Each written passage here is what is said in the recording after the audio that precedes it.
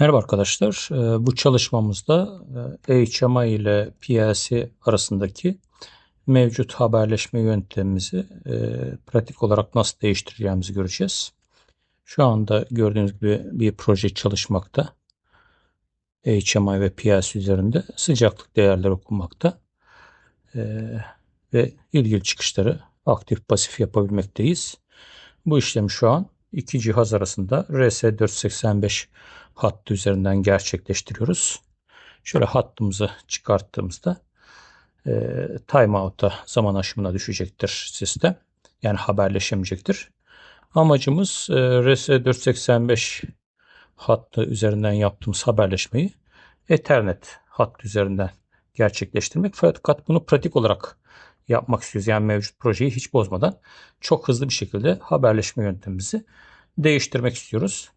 Bunu yapalım. Birlikte yine çalışmasını burada görelim. Şimdi bilgisayar tarafına geçelim. Projemiz burada. Haberleşme yöntemine bakalım.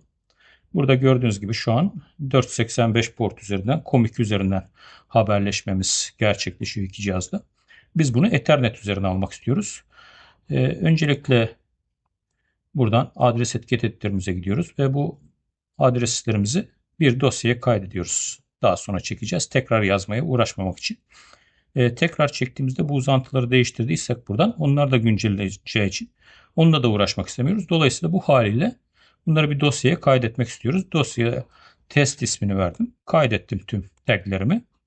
Burada işim bitti. Bir şeye daha dikkatinizi çekmek istiyorum. Burada bakın uzak adreste bağlantıya ek alt bir ismini vermişiz. Aynı ismi vermemiz gerekir tagleri tek tek yerleştirmek için. Buna dikkat edersek tüm tagleri kendisi yerleştirecektir. Tamam diyorum. Şimdi haberleşme ayarlarıma gidiyorum. Buradaki bağlantımı bakın ek 1 olarak isimlendirmişim. Bunu siliyorum. Aynı bağlantıyı Ethernet üzerinden gerçekleştirecektik biliyorsunuz. Buradan EMCO seçiyorum. Buradan PLC'min modelini buluyorum. Buldum. Ek alt 1. En kritik nokta burası. Seçtim. Bu zaten default PLC'mizin IP adresi ve port numarası. Ekle dediğimiz anda ek alt 1 bağlantımız eklenmiş oldu. Adresleri çekmiyorum, etiketleri çekmiyorum PLC'den. Dediğim gibi diğer tarafta değiştirdiysem onlarla tekrar uğraşmam gerekecek. O yüzden tamam diyorum bağlantımı. Şimdi gideyim adres etiket editörüme yine. Buradan etiketlerimi alayım. Dosyadan yükle diyorum. Test demiştim adına. Seçiyorum dosyamı. İlgili adresi gösterdim. Bakın hepsi geldi aynı şekilde. Tamam diyorum. Böylece HMI tarafındaki ayarlamalarımı bitirmiş oldum. HMI cihazına yükle diyorum değişiklikleri.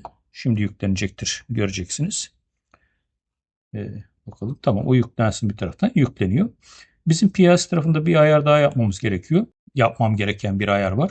PLC ayarlarını normalde 485 üzerinden haberleşmiştim biliyorsunuz. Burada şimdi Ethernet Modbus Slave üzerinden haberleşeceğim için bu seçeneğe gidiyorum. Pasif seçeneğini aktife alıyorum. Yani Modbus Slave olarak çalış diyorum PLC'ye. Port numarası diğer tarafta 502 idi. Burasını da 502 yapalım ya da diğer tarafı 3501 yapalım. 502 yapıyorum. Diğer tarafı öyle yaptığım için. Nereye öyle yapmıştım? Bakın haberleşmede şurada 502 seçmiştik port numarasını. Dolayısıyla bu tarafı da 502 olarak seçtim. Aynı olması önemli. Aktif olması önemli. Tamam diyorum. Projemi kaydediyorum, derliyorum ve yüklüyorum. Böylece tüm ayarlamalarımı birkaç dakika içinde aktarmış oluyorum. Farklı bir haberleşme yöntemine geçmiş oluyorum. Gördüğünüz gibi tüm değerlerim geldi ve haberleşme bağlantım mevcut. Şu an 485 kablom çıkık. Ethernet kablosu üzerinden bağlanıyorum. Ethernet kablomu çıkarttığım anda yine haberleşme zaman aşımına uğrayacaktır. Gördüğünüz gibi tekrar takıyorum bağlantımı, kablomu ve böylece tekrar haberleşmeye başladı ve projemiz çalışmaya başladı.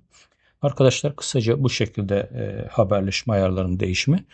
Örneğimizi 485'ten Ethernet'e yaptık ama diğer haberleşme yöntemleri için de yöntem aynı. Değiştirmek istediğiniz zaman bunu kullanabilirsiniz. Tekrar görüşmek üzere. Hoşça kalın.